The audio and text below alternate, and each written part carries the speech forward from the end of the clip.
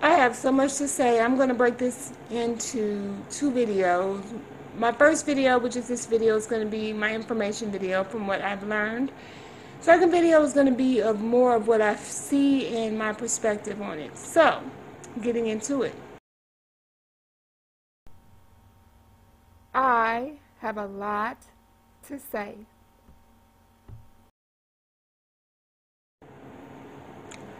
So, as stated in my first video, my first official video for this year, my focus this year is going to be on the lymphatic system, while still doing the other things that I'm doing, but making some changes, some slight variations, but really focusing on getting my lymphatic system together. And so, after that video, that Monday, this week, I started my lymphatic system routine. And, was ready to, with what I've been doing to support it, and proof that I'm supporting my lymphatic system. So one of the things that I have committed to do this year is go to the doctor and utilize what I can of their services, and I was going to definitely share how I'm using their services and their tools and their labs and to reach my objectives. I'm going to talk more about that in the next video. But I went to the doctor on the 24th of this month, January 24th. And I went for a well checkup.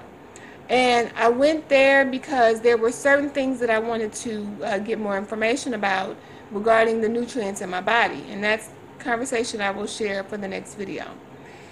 And so I had a lot of blood work, urine, fecal tests, because I also want to know for sure about the parasites, or as much as they can tell me about the parasites. And then I had a chest x-ray, of course.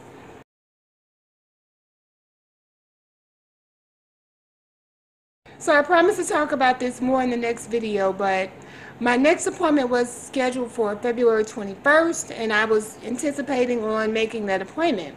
So this week, I got a call on the 28th. And the doctor, the office was like, can you come in today? Can you come in right now, basically? Cast down high imagination. Of course, my mind was like, running, because I had already told her all of my, medical situations. And I'm like, is there some kind of new development? I will share more about it in the next video. So, long of the short is I found out the information that I found most valuable is that I am dealing with an enlarged spleen.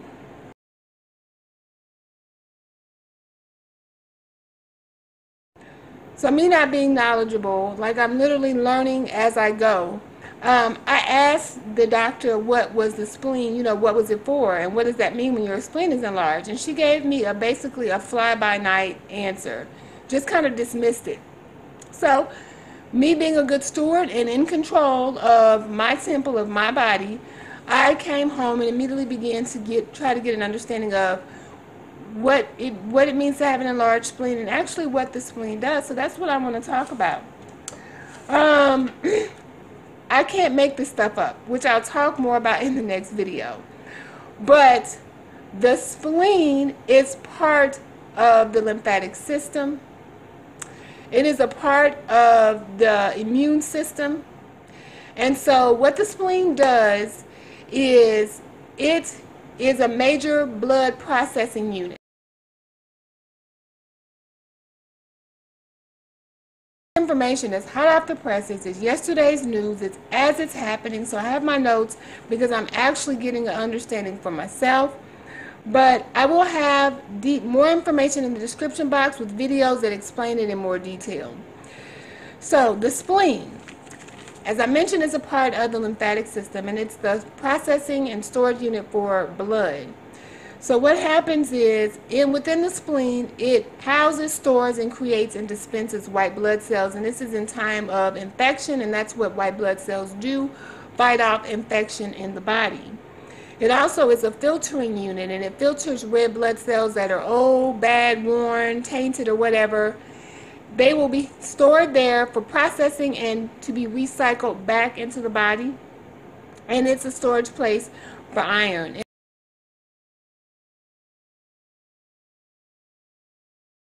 From my understanding, possible sources of an enlarged spleen are breakdowns or issues in the lungs, in the kidneys, or in the liver. And so what happens is the spleen becomes enlarged once a virus, something foreign, a bacteria, is recognized in the blood. And as I mentioned, the spleen is a processing unit for blood. So what will happen is the blood production will be halted there. Not halted because you would be dead, but it'll cause anemia because blood production is decreased in an effort to keep the foreign anomaly, the virus, the bacteria from getting into the rest of the body. And at the same time, white blood cell production is increased to try to fight off this foreign entity that is in the body. And that will cause the spleen to become enlarged.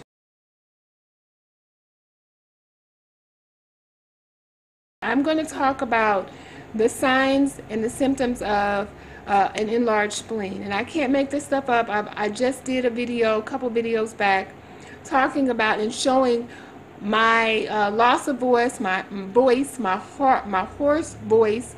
I had sinus congestion. And so the symptoms are sinus congestion, sore throat, loss of voice, anemia, fatigue, and weight loss, because it affects your body's ability to process nutrients.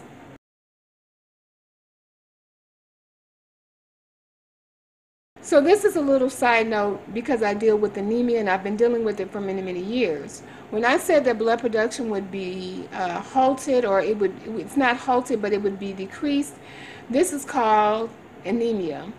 And so this was good information for me, and what I'm charged with doing at this point is finding out how I can support my spleen, how I can strengthen my spleen, how I can support my body's effort to fight off. Not to get too deep in this informative video, but I'm continuously asking, seeking, and knocking, and I thank God it's paying off. Until next time, thanks for watching.